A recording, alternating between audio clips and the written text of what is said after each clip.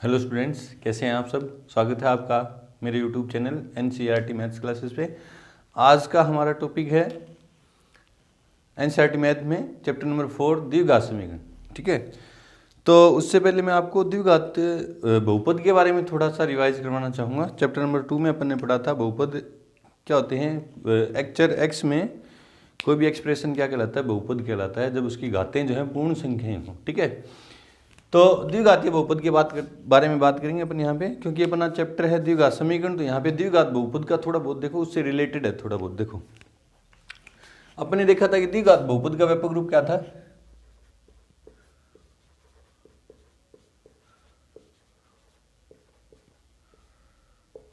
हाँ, व्यापक रूप क्या था, एफ एक्स बराबर A X square plus B X plus C, जहाँ ए बराबर नहीं होना चाहिए जीरो। ए कभी भी जीरो नहीं होगा, बी भी जीरो हो सकते हैं, सी भी हो सकते, जीरो भी हो सकते हैं। ठीक है, एक्स क्या था वहाँ पे, एक्स था चर, और ए बी सी क्या थे, वास्तविक संख्याएं जो चरों के क्या थे, गुणांक थे। अब हमारा टॉपिक है द्विघात समीकरण, तो इसी से रिलेटेड है। देखो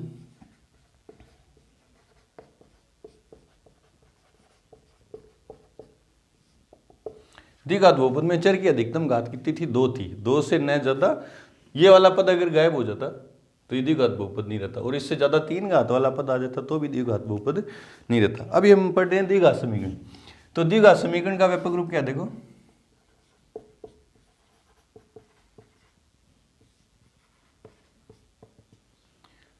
A X square plus B X plus C बराबर जीरो, जहां ए बराबर नहीं होना चाहिए जीरो। देखो द्विघात बहुपद का और द्विघात समीकरण का व्यापक रूप सेम है, लेकिन बहुपद में क्या आता है, इधर एफ एक्स आ जाता है या पी एक्स आ जाता है, और द्विघात समीकरण में क्या होता है, बराबर में क्या होता है, जीरो। द्विघात समीकरण में क्या आ गया, बराबर में जीरो आ गया। और कंडीशन वही है, ए यहाँ भी जीरो नहीं था, ए यहाँ भी जीरो नहीं। ए जीरो क्यों नहीं हो सकता, क्योंकि अगर ए जीरो हो गया, ए अगर जीरो हो गया तो ये एक्स स्क्वायर वाला पद जीरो हो जाएगा। तो जो एक्स की चर की जो अधिकतम घात है वो एक बचेगी, तो वो द्विघात समीकरण बचेगी नहीं, वो क्या बचेगी, रैखिक समीकरण। लेकिन हमारा टॉपिक क्या है, द्विघात समीकरण। ठीक है, बी जीरो हो सकते हैं, सी भी जीरो हो सकता है, या दोनों भी जीरो हो सकती हैं। जैसे मैंने आपसे पूछा ये द्विघात समीकरण है क्या, हाँ है, क्योंकि इसमें ए का मान कितना है, 2 है।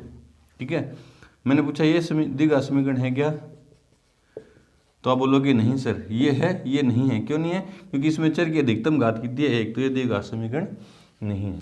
अब यहाँ ए बी सी क्या होते हैं, द्विघात समीकरण में एक्स तो होता है चर, व्यापक रूप यही रहेगा। तुलना अपन जब भी करेंगे, किसी भी समीकरण की तुलना करेंगे तो इसी रूप से करेंगे, एक्स वाले रूप से, और ए बी सी निकालेंगे। ठीक है, यहाँ ए कोमा बी कोमा सी क्या है, वास्तविक संख्या,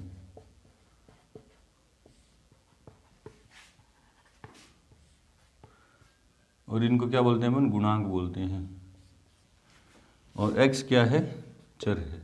ठीक है, तो कोई भी समीकरण इस फॉर्म में होगी, इस रूप की होगी, X square plus B X plus C बराबर जीरो के रूप की होगी तो वो द्विघात समीकरण होती है, और इस रूप की नहीं है तो वो द्विघात समीकरण नहीं होंगी। इसमें भी अपन बहुत सारी शब्दों की समस्याएं को हल करेंगे, द्विघात समीकरण बनाएंगे, फिर उसको हल करेंगे।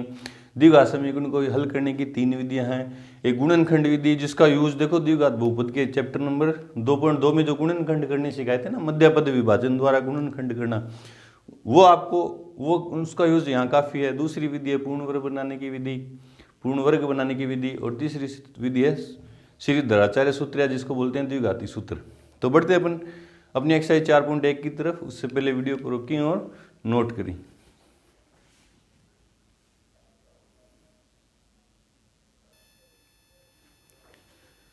एक्सरसाइज 4.1 में पहला क्वेश्चन है कि जांच कीजिए कि ये जो समीकरण नीचे जो समीकरण दे रखी है द्विघात समीकरण है या नहीं है। अपन देखो कैसे करेंगे जांच इनकी, कैसे करेंगे।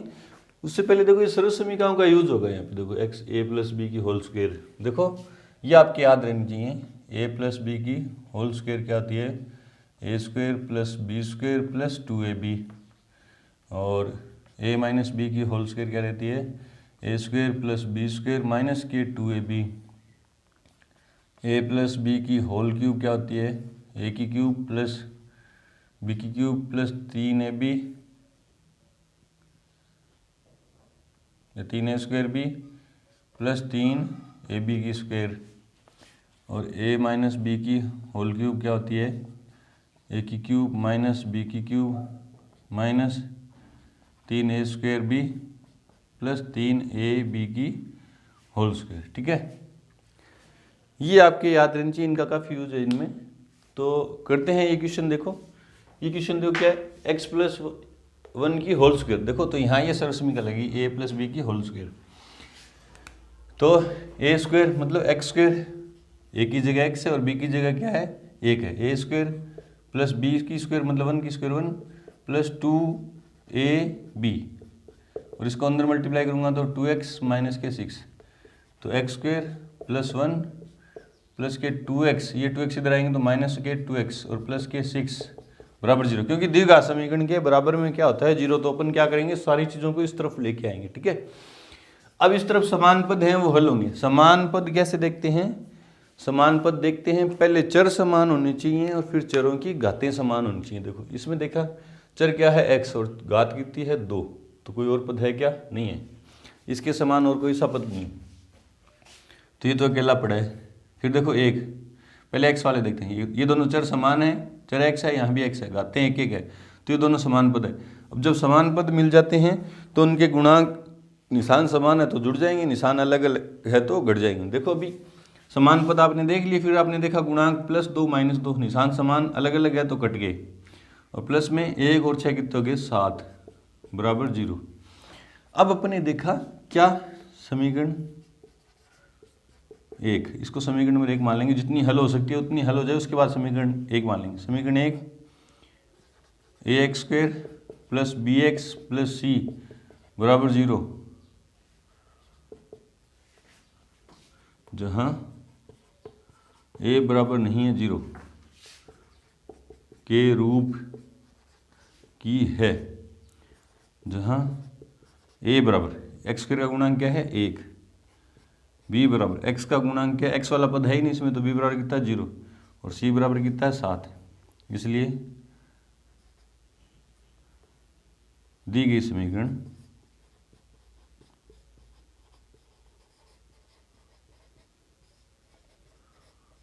द्विघात समीकरण है।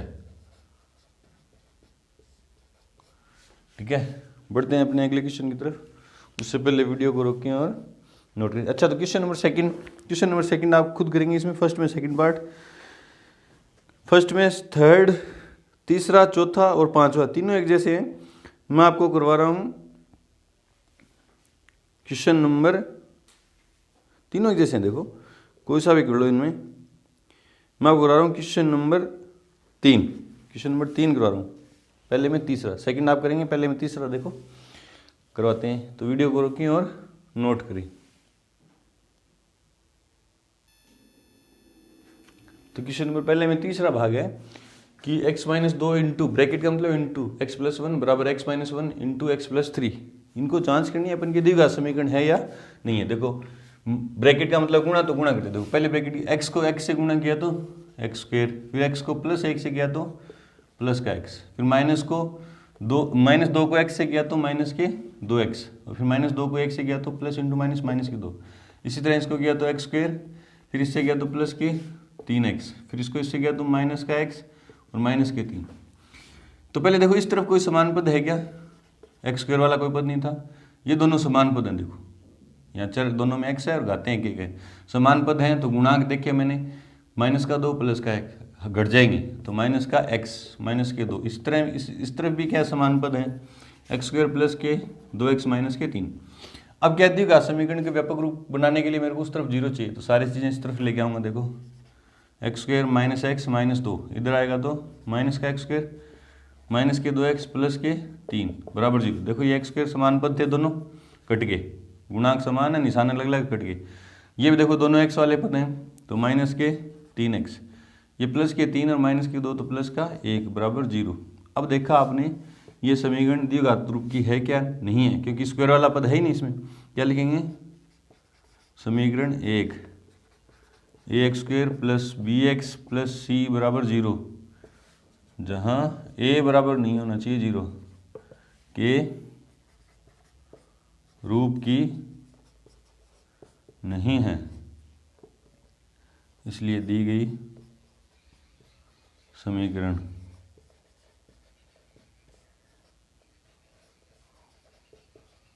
द्विघात समीकरण नहीं है। ठीक है, इस तरह से क्वेश्चन को सोल्व करेंगे। लास्ट में ऐसे देखते ही नहीं बोल देंगे, हवा में बातें नहीं करेंगे कि देखते ही बोल दिया कि द्विघात समीकरण, आंसर पीछे से देखा और बोल दिया नहीं है द्विघात समीकरण, देखते ही बोल दिया कि द्विघात समीकरण है। पहले जितना हो सके सोल्व हो रही है ना, जितनी समीकरण हो सके हल हो रही है उतनी हल करेंगे। उसके बाद लास्ट में जाके देखेंगे अब कुछ हो नहीं रहा और बच्चा क्या, उसको देख के बोलेंगे कि द्विघात समीकरण है या नहीं है। तो बढ़ते हैं अपने अगले क्वेश्चन की तरफ। उससे पहले वीडियो को रोकिए और नोट करें। तो क्वेश्चन नंबर फर्स्ट में फोर्थ पार्ट आप खुद करेंगे, फिफ्थ खुद करेंगे। अब है सिक्स्थ पार्ट, छठा भाग। देखो छठा भाग क्या है,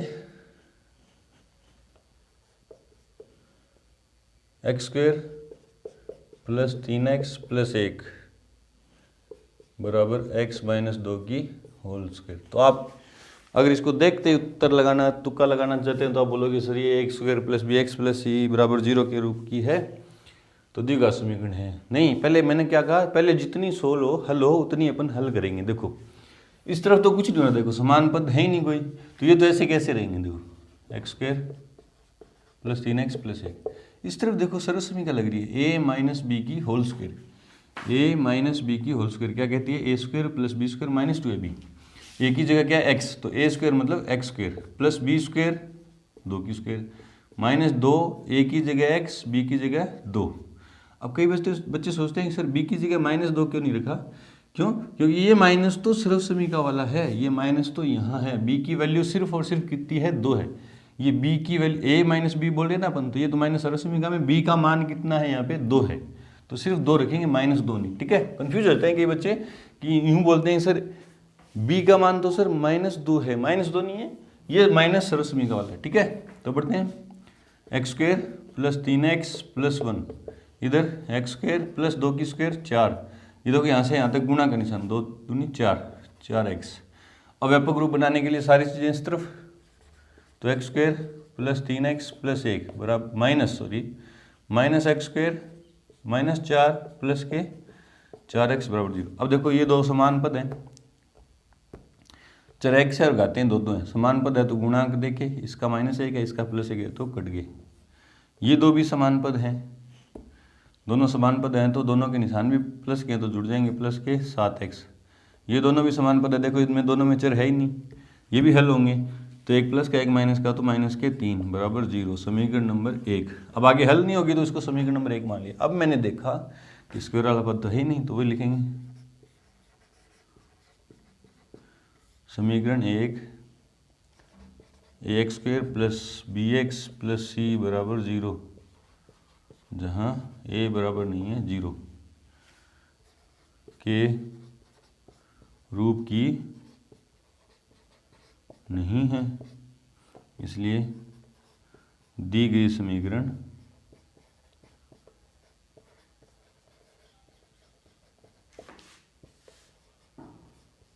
द्विघात समीकरण नहीं है। ठीक है, इस तरह से अपन बताएंगे। बढ़ते हैं अपने अगले क्वेश्चन की तरफ, उससे पहले वीडियो को रोकिए और नोट करें।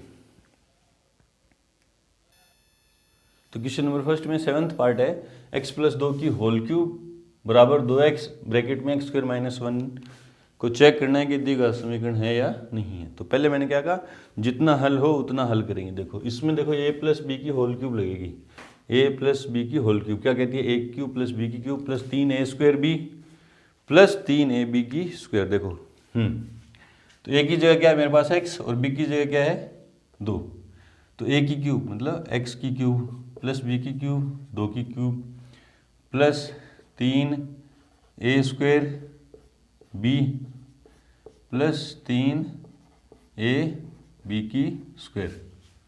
ठीक है, इस तरफ क्या होगा, देखो 2x को x स्क्वायर से गुणा करूंगा तो चर आधार समान है तो घातें जुड़ जाएंगी, तो देखो क्या आ जाएगा 2x की क्यूब, फिर 2x को माइनस से 1 से किया तो माइनस के 2x। इसको हल करते हैं, देखो ये x की क्यूब प्लस 2 की क्यूब 8 प्लस देखो 3 दूनी 6 एक्स स्क्वायर और 2 की स्क्वायर 4, 4 को 3 से किया तो 12x बराबर 2x की क्यूब माइनस के 2x। अब सारी चीज़ें इस तरफ, x की cube plus 8 plus 6x square plus के 12x माइनस के 2x की क्यूब प्लस के 2x बराबर 0। अब समान पद देखेंगे, देखो चर x है, घात 3 है, चर x है और घात 3 है, दोनों समान पद हैं। इसका गुणांक +1, इसका -1, माइनस के 2 तो घट जाएंगे, तो माइनस का क्या बचेगा x की क्यूब। स्क्वायर वाला एक ही पद है, x वाले 2 हैं, देखो ये दोनों भी समान पद हैं तो जुड़ जाएंगे दोनों। और संख्याएं कितनी हैं, एक ही है, प्लस के 8 बराबर 0। समीकरण नंबर 1। आगे कुछ नहीं कर सकते इसमें। तो अपन ने देखा 2 घात से ज़्यादा वाला पद आ गया, घात 3 वाला आ गया, तो वही लिखेंगे समीकरण 1 ax square plus bx plus c बराबर 0, जहाँ a बराबर नहीं है 0 के रूप की नहीं है, इसलिए दी गई समीकरण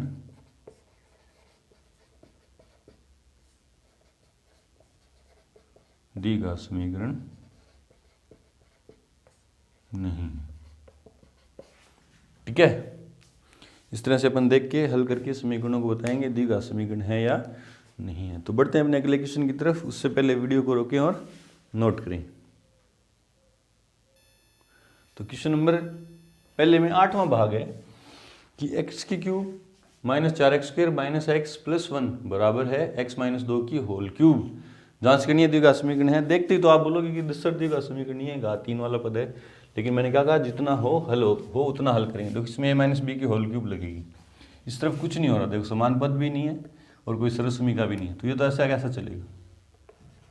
x की cube minus 4x square minus x plus 1, इधर a माइनस बी की whole cube. a minus B की होल क्यूब क्या कहती है, a की cube minus B cube, a की क्यूब माइनस बी की cube minus 3a square b plus 3a b की स्क्वायर। ये तो पड़ा है ऐसा कैसा। इधर हल होंगे, देखो x की क्यूब माइनस के 8 माइनस 3 दूनी 6x स्क्वायर प्लस 4 तिये 12x। सारी चीज़ें इस तरफ,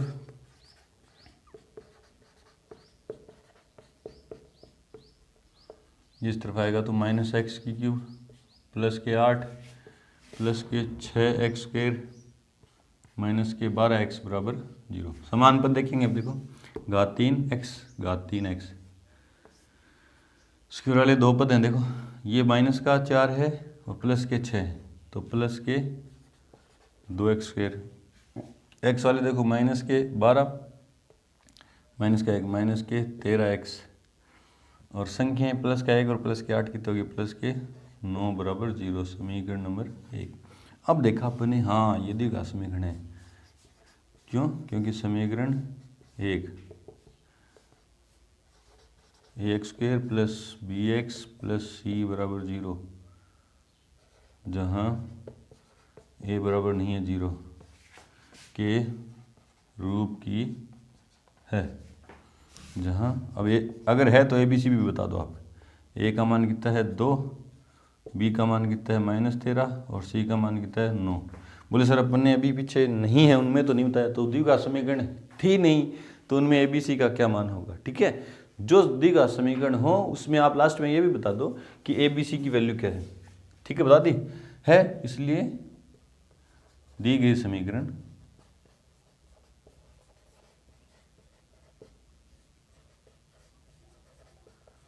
द्विघात समीकरण है। ठीक है, बढ़ते हैं अपने अगले क्वेश्चन की तरफ। उससे पहले वीडियो को रोकें और नोट करें।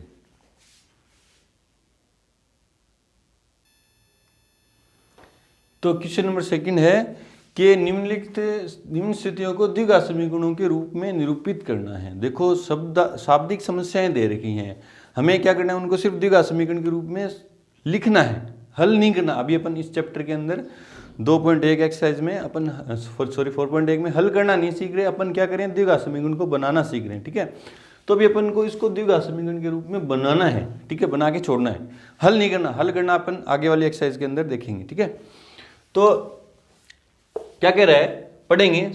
सबसे पहला काम है, आप क्वेश्चन को आराम से ढंग से पढ़ेंगे। ठीक है, कि दे क्या रखा है, जो इन्फॉर्मेशन दे रखी है ना, वो ढंग से आपको आनी चाहिए। वो आपने निकाल ली तो आप बना दोगे। देखो तो क्या कह रहा है, एक आयताकार भूखंड का क्षेत्रफल क्या है, 528 मीटर स्क्वायर। तो आपको क्या दे दिया, एक आयत का क्षेत्रफल दे दिया। देखो आयताकार भूखंड मतलब आयत का क्षेत्रफल दे दिया, तो आपके झट से दिमाग में यूँ आ जाना चाहिए कि आयत का क्षेत्रफल क्या होता है, ये होता है कि लंबाई गुणा चौड़ाई होता है। आपको याद आ गया। ठीक है, अब उसके लिए क्षेत्रफल दे रखा, तो आप क्वेश्चन जो चीज़ दे, इन क्वेश्चन में आपको एक चीज़ ढंग से याद रखनी है, द्विघात समीकरण के जो क्वेश्चन दे रहा है ना, आप वही आप निकालोगे और दोनों को क्या रख दोगे, बराबर रख दोगे। अब उसने आपको दे दिया आयत का क्षेत्रफल, तो आपके दिमाग में पहले झट से क्या सूत्र है आयत का, कि क्या होता है, लंबाई गुणा चौड़ाई। तो अब इस सूत्र के अंदर आपको क्या चाहिए, देखो लंबाई गुणा चौड़ाई। ठीक है, तो इस सूत्र में आपको क्षेत्रफल कितना होता है, क्षेत्रफल होता है। ठीक है, आपको क्या चाहिए, लंबाई चाहिए और चौड़ाई चाहिए। सबसे पहला काम तो आपके दिमाग में सूत्र आना चाहिए। फिर दूसरी बात आपको देखना है कि उस सूत्र में आपको चाहिए क्या क्या। देखो लंबाई चाहिए और चौड़ाई चाहिए। आयत का क्षेत्रफल उसने दे रखा था, आपने भी क्षेत्रफल निकाला, सूत्र आपके झट से दिमाग में आया, क्या होता है, लंबाई गुणा चौड़ाई। आपने लिखा, बराबर में जो है वो तो आ जाएगा। ठीक है, अब आपको क्या चाहिए, यहाँ लंबाई चाहिए और चौड़ाई चाहिए। फिर अपन को क्वेश्चन को वापस से पढ़ते हैं, क्या लंबाई और चौड़ाई क्वेश्चन ने दे रखी है या नहीं दे रखी। देखते हैं, क्षेत्रफल की लंबाई जो किसमें, मीटरों में है, चौड़ाई के 2 गुने से 1 अधिक है। हमें भूखंड की लंबाई और चौड़ाई क्या करनी है, ज्ञात करनी है। अब इस क्वेश्चन के अंदर आपको लंबाई भी ज्ञात करनी है, चौड़ाई भी ज्ञात करनी है, मतलब दोनों ही नहीं दे रखा। तो मानेंगे अपन, क्या करेंगे, मानेंगे। अब माने किसको सर, लंबाई को माने या चौड़ाई को माने। ठीक है, या दोनों को माने, एक को एक्स माने या एक को वाई माने। देखो अपन ने द्विघात समीकरण हल नहीं की, बनानी सीखी। अभी किस रूप की होती है, ax² + bx + c = 0, मतलब चर एक ही होता है इसमें। द्विघात समीकरण में अपन जितनी भी समीकरणें हल करेंगे, चर एक ही होगा, दो नहीं होंगे। दो चरों वाली द्विघात समीकरण होती नहीं है। दो चरों वाली होगी तो अपन उसको हल नहीं कर सकते। अपन एक चर वाली द्विघात समीकरण को हल कर सकते हैं। ठीक है, दो चरों वाली नहीं है तो अपन को क्या करना है, चर एक ही मानना पड़ेगा फिर। ठीक है, चर एक ही रखना है। तो सर लंबाई को भी और चौड़ाई को भी मानना है, तो एक ही चर कैसे माने सर, एक लंबाई बराबर एक्स, चौड़ाई बराबर भी एक्स। नहीं, क्वेश्चन में एक चीज़ को दो बार नहीं मान सकते, कि लंबाई को भी अपन एक्स मान लें और चौड़ाई को भी एक्स मान लें। तो करें क्या सर, तो कुछ ना कुछ क्वेश्चन में दिया होगा कि लंबाई इस तरह से मानो और चौड़ाई इस तरह से निकलेगी। तो देखो क्या है, ये संबंध दे रखा था, लंबाई चौड़ाई के 2 गुने से 1 अधिक है। ठीक है, तो नॉर्मली मेरा हिंट है, मेरा क्या कहता है, मेरा जो करने का तरीका है, मैं उससे क्या देखता हूँ, मेरा एक्सपीरियंस है कि जिसके साथ से लगा हो ना, से, उसको मैं एक्स मानता हूँ। जिसके साथ क्या लगा हो, से। अब यहाँ किसके साथ लगा है से, तो आपने देखा कि सर से किसके साथ लगा है, 2 गुने से। आपने देखा कि सर 2 गुने से लगा। अब 2 गुने को एक्स थोड़ी ना मानेंगे, हमें तो मानना है आपको। और आपको पता चला कि मानेंगे किसको, ऐसे क्वेश्चन में जिसके साथ से लगा हो। ठीक है, दो चर नहीं मान सकते, चर एक ही मानना है और निकलनी दोनों चीज़ें चाहिए, लंबाई और चौड़ाई। तो माने किसको, मैंने क्या कहा, जिसके साथ से लगा हो उसको मानेंगे। ठीक है, तो आपने देखा सर से तो 2 गुने के साथ लगा है, 2 गुने को नहीं मानना, या तो मैं लंबाई को मानूंगा या चौड़ाई को मानूंगा। पूरा पढ़ो, देखो इसको, लंबाई चौड़ाई के 2 गुने से, देखो यहाँ से यहाँ तक एक ये है, ये पूरा चौड़ाई के 2 गुने से है भाई। लंबाई जो है चौड़ाई के 2 गुने से है। किससे है, चौड़ाई के से, मतलब इनडायरेक्टली किसके साथ लगा हुआ है, चौड़ाई के साथ लगा हुआ है। ये से, ये चौड़ाई के साथ लगा हुआ है, तो मैं चौड़ाई को मानूंगा। ठीक है, ठीक है। अब आगे क्वेश्चन स्टार्ट हो जाएगा अपना आंसर में। देखो, माना भूखंड की चौड़ाई बराबर x मीटर। मीटर क्यों, क्योंकि मीटर में दे रखी थी। और चौड़ाई को क्यों माना, मैंने आपको क्या, मेरा एक्सपीरियंस क्या कहता है, जिसके साथ से लगा हो उसको अपन मानेंगे। और से किसके साथ लगा होता है, चौड़ाई के 2 गुना। 2 गुना की बात ठीक है, अलग है, चौड़ाई से लगा होता है। तो लंबाई एक चीज ही मानेंगे, दूसरी चीज क्वेश्चन देगा अपन को, एक चीज मैंने मान ली जिसके साथ सेल लगा हुआ था, दूसरी चीज जो है जैसे लंबाई है इस क्वेश्चन में, तो वो कौन देगा? क्वेश्चन देगा। देखो तो लंबाई, इसलिए मैं तो लंबाई लिख रहा हूं। क्यों? क्योंकि ये लंबाई मुझे कौन देने वाला है? क्वेश्चन। ठीक है, अब ये लंबाई क्या है? अब यहां से पढ़ते हैं। लंबाई जो है चौड़ाई के 2 गुने से 1 अधिक है। लंबाई जो है, चौड़ाई अपन ये मान रखिए, चौड़ाई के 2 गुने से 1 अधिक है। ये बात समझ में आई क्या आपके? अगर वो बोल देता लंबाई चौड़ाई के तिगुने से 2 कम है, तो चौड़ाई के तिगुने से 2 कम है, तो यूं हो जाती चौड़ाई, सॉरी लंबाई। ठीक है, 5 गुने से 2 अधिक है, तो 5x + 2। ठीक है, जिसके साथ सेल लगा उसको अपन x मान लेंगे। फिर क्या करेंगे? दूसरी चीज अपन को क्वेश्चन देगा, वो संबंध देगा, हर क्वेश्चन में अलग अलग होगा। नॉर्मली से वाले को अपन मानेंगे तो हो जाएगा अपना 99.99% हो जाता है। जिसके साथ से लगा हो उसको अपन x मानेंगे तो समीकरण बन जाती है मेरे पास। ठीक है, अब बन गई। देखो मानने का काम हमारा था, लंबाई चाहिए थी मुझे, आगे x है, और चौड़ाई चाहिए थी, सॉरी लंबाई 2x + 1 और चौड़ाई कितनी है? x है। अब उसने जो दे रखा है वो लिख दो, चूंकि भूखंड का क्षेत्रफल बराबर उसने कितना दिया है? 528 मीटर स्क्वायर। अब मैं यहाँ पे भूखंड के क्षेत्रफल का क्या लगाऊंगा? सूत्र। तो लंबाई गुणा चौड़ाई। क्यों लगाया? क्योंकि आयताकार भूखंड था। 528 लंबाई की जगह मैंने क्या रखा? गुणा में चौड़ाई की जगह x बराबर, x को अंदर गुणा किया तो 2x² प्लस x, और उस तरफ इस तरफ ले आऊँगा क्योंकि द्विघात समीकरण के बराबर में 0 होना चाहिए। -528 बराबर 0, समीकरण नंबर 1। ये द्विघात समीकरण बन गई, जहाँ मुझे द्विघात समीकरण के रूप में ही निरूपित करना था। इसको आगे हल नहीं करना, हल करना अपन अभी नहीं सीखेंगे, हल करना अपन एक्सरसाइज 4.2 में सीखेंगे। अभी अपन को बनानी थी तो ये बन गई। देखो ax² + bx + c बराबर 0 के रूप की है, जहाँ a देखो 2 है, b 1 है और c का मान -528 है। तो ये द्विघात समीकरण बन गई। अब इसको अपन निरूपित कर दिया, हल करना बाद में सीखेंगे। ठीक है, तो बढ़ते हैं हमने अगले क्वेश्चन की तरफ। उससे पहले वीडियो को रोकें और नोट करें अच्छे से।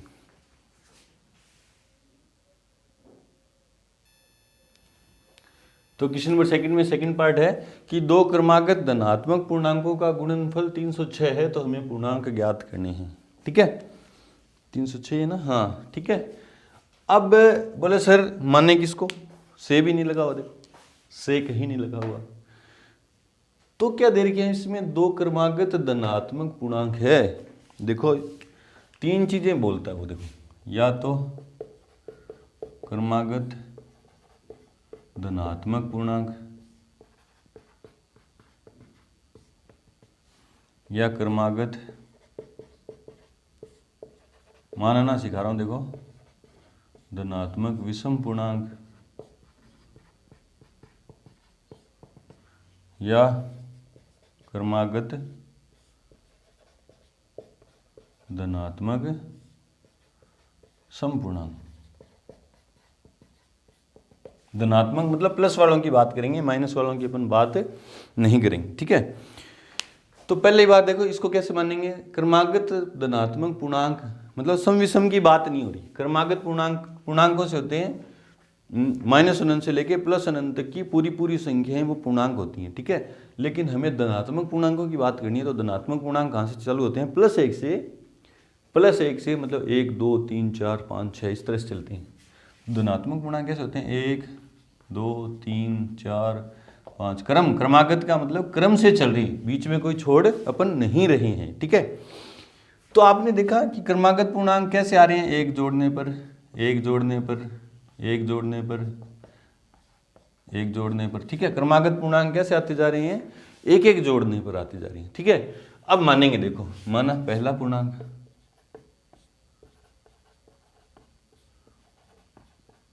धनात्मक पूर्णांक क्या माना मैंने? x।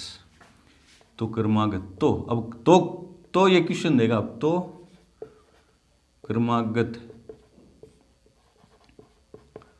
धनात्मक पूर्णांक। अब आपने देखा कि पहला पूर्णांक आपने x माना है, उससे क्रमागत वाले कैसे आते हैं, +1 कर करके, तो आप क्या मानोगे, तो क्रमागत धनात्मक पूर्णांक क्या आ जाएगा, x + 1। ठीक है, समझ आया है आपके। ये देखो क्रमागत धनात्मक विषम पूर्णांक, अब धनात्मक की बात करेंगे, माइनस की बात ही नहीं करेंगे हम। धनात्मक विषम पूर्णांक कहाँ से चालू होंगे, 1 से, 1, फिर आगे वाला विषम क्या होगा, 3, फिर 5, फिर 7, फिर 9 डैश डैश डैश यूँ चलते हैं। क्रमागत का मतलब बीच में से विषम वाला है कोई नहीं छोड़ना। बोले सर क्रमागत का मतलब होता है बीच में कोई छोड़ना नहीं होता है, और आप 2 छोड़ दिया, 4 छोड़ दिया, 6 छोड़ दिया, लेकिन हम कौन से देख रहे हैं, विषम देख रहे हैं, तो उसमें सम नहीं आएंगे, सम वाले छूट जाएंगे। अब इसको मैं यूँ नहीं लिख सकता है 13, नहीं, उससे पहले बीच में कौन आएगा, विषम वाला 11 आएगा।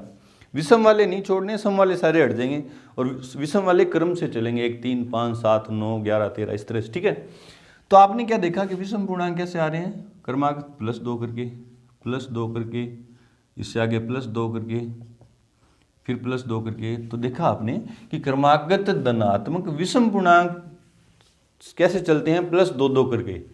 तो मानेंगे, माना पहला धनात्मक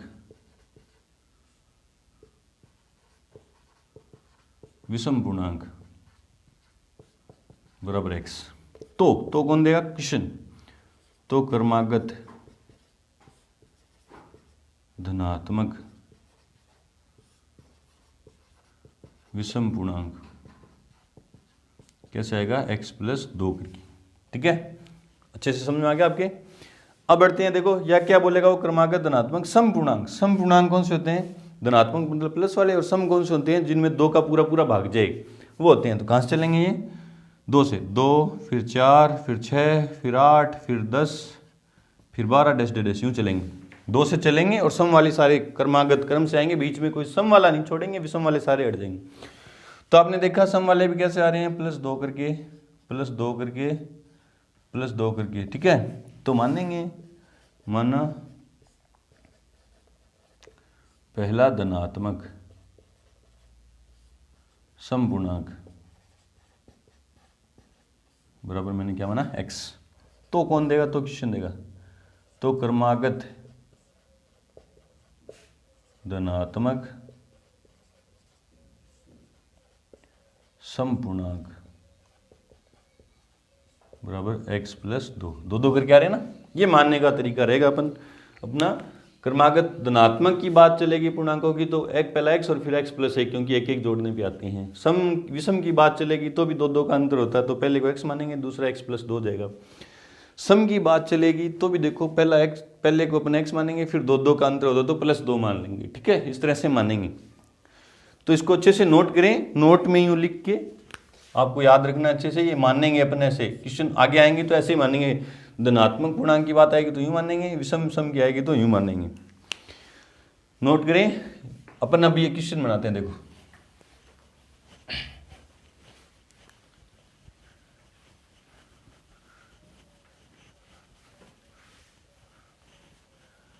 हाँ, तो इसको देखो, अब इसमें किसकी बात हुई, 2 क्रमागत धनात्मक पूर्णांक, सम विषम की बात नहीं हुई, तो मान लेंगे, माना पहला पूर्णांक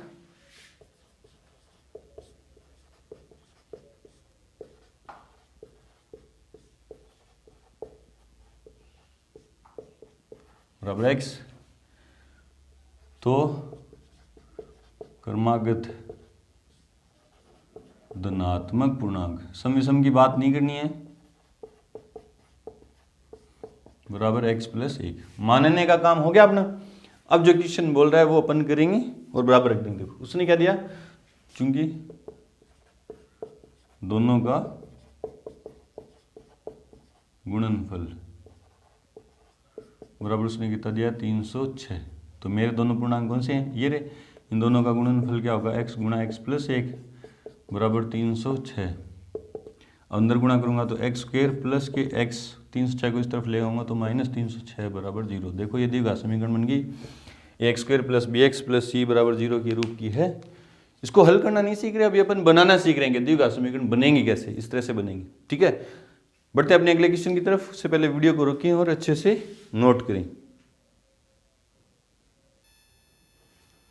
तो क्वेश्चन नंबर 2 में थर्ड पार्ट है कि रोहन की माँ उससे 26 वर्ष बड़ी है, उनकी आयु का गुणनफल अब से 3 वर्ष बाद 360 हो जाएगा। तो हमें रोहन की वर्तमान आयु ज्ञात करनी है। इसमें तो वैसे भी हिंट मिल गया कि रोहन की वर्तमान आयु ज्ञात करनी है, तो रोहन की आयु को वर्तमान आयु के अपन x मान लेंगे। मान लेते हैं ये ना भी होता, माँ की आयु मांग लेता, तो कैसे करते? देखो हिंट क्या है कि जिसके साथ से लगा हो उसको अपन x मानेंगे। बोले सर इसके साथ से कहाँ लगा हुआ है? देखो उससे किससे? रोहन से। रोहन की जो माँ है उससे, यहाँ उससे किसके लिए लगा हुआ है? रोहन के लिए। उससे मतलब रोहन के लिए लगा हुआ है, तो उसको अपन x मान लेंगे। ठीक है, तो माना रोहन की वर्तमान आयु बराबर x वर्ष, तो माँ की आयु, तो माँ की वर्तमान आयु बराबर। अब उसने क्या बोला कि रोहन की जो माँ है उससे, किससे? रोहन से 26 वर्ष बड़ी होने का मतलब ज़्यादा है, ज़्यादा होने का मतलब प्लस है, छोटी होने का मतलब कम है, और कम होने का मतलब क्या होता है? माइनस। अभी बड़ी है तो ज़्यादा है, ज़्यादा कितनी बड़ी है? 26 वर्ष, तो x प्लस 26 है। कई बच्चे लिख देते हैं 26x, ये गलत है भैया, क्योंकि ये x को 26 से गुणा कर दिया, 26 गुनी हो गई वो, तो गुणा नहीं करना अपन को, ज़्यादा होने के लिए क्या करेंगे? प्लस। ठीक है, हाँ। अब क्वेश्चन के अनुसार क्या होता है कि उनकी आयु का गुणनफल अब से 3 वर्ष बाद 360 हो जाएगा। 3 वर्ष बाद की बात हो रही है, तो पहले निकाल लेते हैं, क्योंकि 3 वर्ष बाद रोहन की आयु, अभी रोहन x का है तो 3 वर्ष बाद कितना हो जाएगा? x प्लस 3 वर्ष। 3 वर्ष बाद माँ की आयु, माँ अभी कितने साल की है? x प्लस 26, उसमें 3 जोड़ूंगा तो x प्लस 29 वर्ष। अब क्वेश्चन क्या कह रहा है? 3 वर्ष बाद गुणनफल कितना हो जाएगा? 3 वर्ष बाद आयु का गुणनफल बराबर कितना हो जाएगा? 360। तो मैं भी यहाँ क्या करूँगा? 3 वर्ष बाद की आयु का गुणनफल करूँगा। देखो क्या है? x प्लस 3 और x प्लस 29 बराबर में 360। गुणा कर देते हैं, x को x से किया तो x स्क्वायर, फिर x को प्लस 29 से किया तो प्लस के 29x, 3 को x से किया तो 3x, 29 दिया 87 बराबर 360। जी का समीकरण में बराबर में 0 होता है तो इस तरफ ले आऊँगा, तो x स्क्वायर प्लस, देखो ये दोनों समान पद हैं, हल हो जाएंगे, दोनों के निशान समान जुड़ जाएंगे। 32x, देखो ये प्लस का 87 माइनस के 360 इधर आएंगे तो माइनस में, दोनों समान पद होंगे तो घट जाएंगे, और निशान बड़ी संख्या वाला मतलब माइनस करेगा। देख लो एक स्टेप काट नहीं रहेंगे, गलती कर दोगे आप, इस तरह आएगा ये, तो x स्क्वायर प्लस के 32x माइनस, देखो एक संख्या माइनस की एक संख्या प्लस की, तो घटेंगे, समान पद हैं ये, घटेंगे, निशान बड़ी संख्या वाला। तो 360 में से 87 जाएंगे तो 273, 10 में 7 के 3, यहाँ बचे 15, 15 में 60 के तो 7, 273 बराबर 0। समीकरण नंबर 1 ये द्विघात समीकरण बन गई। देखो ax square plus bx plus c बराबर 0 के रूप की है, जहाँ a का मान कितना है 1 और b का मान 32 और c का मान कितना है माइनस के 273। तो अपन को भी हल करना नहीं है, तो बढ़ते हैं अपने अगले क्वेश्चन की तरफ। उससे पहले वीडियो को रोकें और अच्छे से नोट करें। क्वेश्चन नंबर 2 में लास्ट पार्ट है कि एक रेलगाड़ी 480 किलोमीटर की दूरी एक समान चाल से तय करती है। यदि उसकी चाल 8 किलोमीटर प्रति घंटा कम होती, चाल क्या होती? कम होती, मतलब धीरे चलती, तो वह उसी दूरी को तय करने में 3 घंटे अधिक लेती। हमें रेलगाड़ी की क्या करनी है? चाल ज्ञात करनी है। ठीक है, चाल ज्ञात करनी है तो मान लेंगे, इसमें से वाला भी नहीं कोई लगेगा, चाल से बोले ये चाल से, समान चाल से, ये से नहीं, ये से अलग है। आप बोल रहे होंगे सर ये चाल से, अब हर कुछ ही मत जोड़ देना, ये चाल से तो समान चाल से, एक समान चाल से। ठीक है, ये से यहाँ काम नहीं करता, वो वाली ट्रिक यहाँ पे काम नहीं करती। तो अपन को क्या करना है, अब क्या करना है, रेलगाड़ी की चाल ज्ञात करनी है तो मैं मान लूंगा, माना रेलगाड़ी की चाल बराबर x।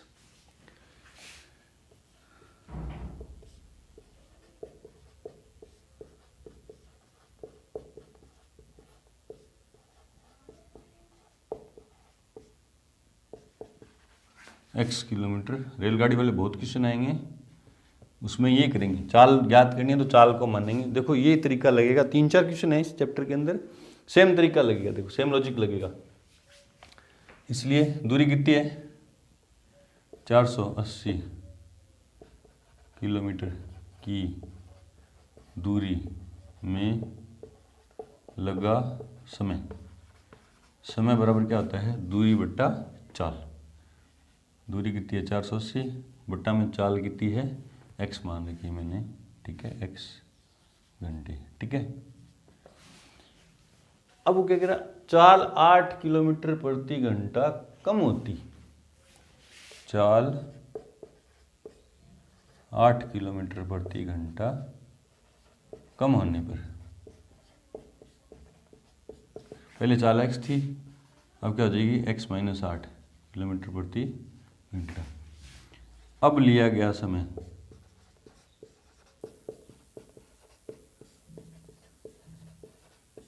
समय मतलब दूरी वही है, दूरी वही है 480 किलोमीटर को, दूरी को तय करने में लिया गया समय, समय बराबर क्या होता है दूरी बट्टा में चाल, और अब चाल क्या है x माइनस 8, ठीक है घंटे, ठीक है। तो अब देखो कि जब चाल कम हो जाती है तो जो समय ले रहा है वो पहले वाले समय से 3 घंटे अधिक है, मतलब चाल कम होने पर जो समय लिया गया, ये वाला जो समय था पहले वाले समय से 3 घंटे अधिक है, मतलब इसमें से मैं ये घटा दूँ तो 3 घंटे बचती हैं। ये 3 घंटे इससे क्या है ज़्यादा, मतलब इन दोनों का अंतर ही तो 3 है ना, इसलिए क्योंकि अब लिख दो पहले, अब पूरा लिखो अपनी, क्योंकि चाल कम होने पर लिया गया समय 3 घंटे अधिक है, ठीक है। तो चाल कम होने पर कौन सा समय लिया गया था 480 बट्टा में x माइनस 8, माइनस पहले कौन सा था 480 बट्टा x, तो कितना घंटे अधिक है 3 घंटे अधिक, ठीक है। अब इसको कैसे करेंगे, सोल्व करेंगे लघुत्तम लेके।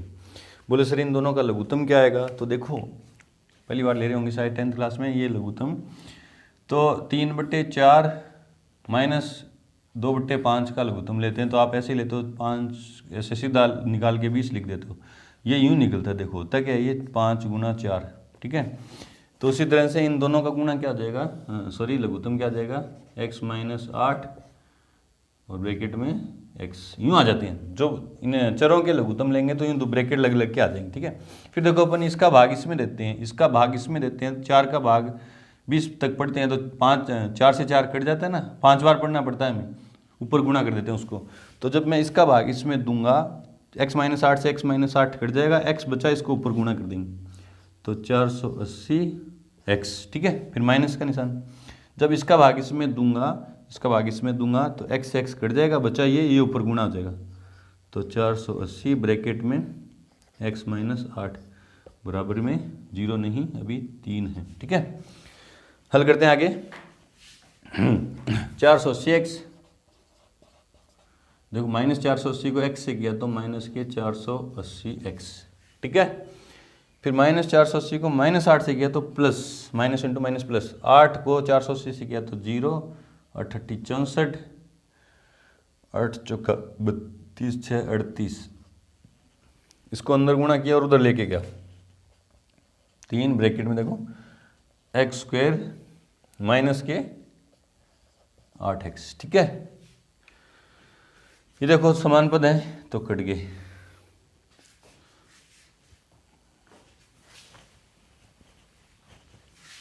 इस तरफ देखो क्या है 3x स्क्वायर,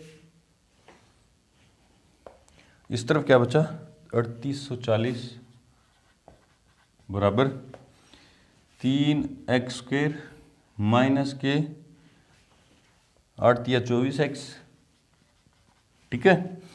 अब द्विघात समीकरण बनाने के लिए हमें क्या चाहिए, बराबर में 0, तो अपन इस तरफ ले आते हैं। देखो इस तरफ लाऊंगा तो ये इधर आएगा तो माइनस के 3x², ये इधर आएगा तो प्लस के 24x, ठीक है।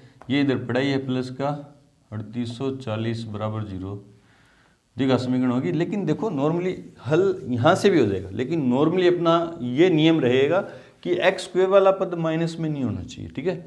x² वाला पद माइनस में है तो आप क्या करो, सारी चीज़ें उस तरफ ले जाओ। देखो ये मैं उस तरफ ले जाता, देखो इसको दो तरह से हल कर सकते हैं।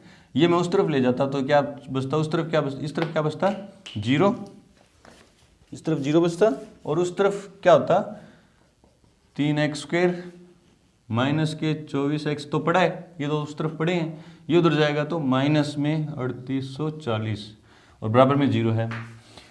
या मान लो आप इस तरफ ले भी आए और बराबर में 0 है तो क्या करोगे, ये x² वाला पद आपको माइनस में नहीं चाहिए, प्लस में चाहिए, तो पूरी समीकरण को देखो, पूरी समीकरण के निशान चेंज कर देंगे अपन। तो देखो ये क्या हो जाएगा, प्लस का 3x² माइनस के 24x और माइनस का 3840 बराबर 0, ठीक है। उस तरह से भी कर सकते हैं, इस तरह से भी करते हैं, निशान इसका भी चेंज किया आपने, और आपको पता है 0 का कोई निशान होता नहीं है, तो 0 रहा, ठीक है। और उसके बाद क्या देखना है, क्या देखना है आपको कि पूरी समीकरण में कोई एक संख्या का भाग जाए तो दे देना, ठीक है। भाग जाए तो दे देंगे तो गणना आपके लिए क्या हो जाएगी, आसान हो जाएगी। तो आपने देखा कि यहाँ भी सर 3 का भाग जा रहा है, यहाँ भी जा रहा है और यहाँ भी जा रहा है, तो यह लगा के आप भाग भी दे दो 3 का, x² माइनस के यहाँ 3 का भाग दिया तो 3 से 3 कट गया, यहाँ से दिया तो 8x माइनस के 3 का भाग दिया 3 1 का 3, 3 दूनी 6, 8 3 24 0 बराबर 0, समीकरण नंबर 1। ये द्विघात समीकरण बनी। तो आपको क्या याद रखना है, क्या ध्यान में रखना है कि x² वाला पद अपन नॉर्मली प्लस में रखेंगे, ठीक है। और पूरी समीकरण में कोई एक संख्या का भाग जा रहा है तो दे देंगे, गणना उससे क्या रहेगी, आसान रहेगी। हल आप यहाँ भी कर सकते हो, यहाँ भी कर सकते हो, लेकिन नॉर्मली गलती होने के चांसेस क्या हो जाएंगे, कम हो जाएंगे जब आप x² वाला पद प्लस में कर दोगे, ठीक है। और दूसरी बात, गणना आसान होगी कब होगी, जब पूरी समीकरण में कोई एक संख्या का भाग जा रहा है तो दे देंगे, ठीक है। यहाँ पे आके अपना एक्सरसाइज 4.1 कंप्लीट हुई। मिलेंगे अपनी नई एक्सरसाइज 4.2 के साथ, तब तक के लिए धन्यवाद।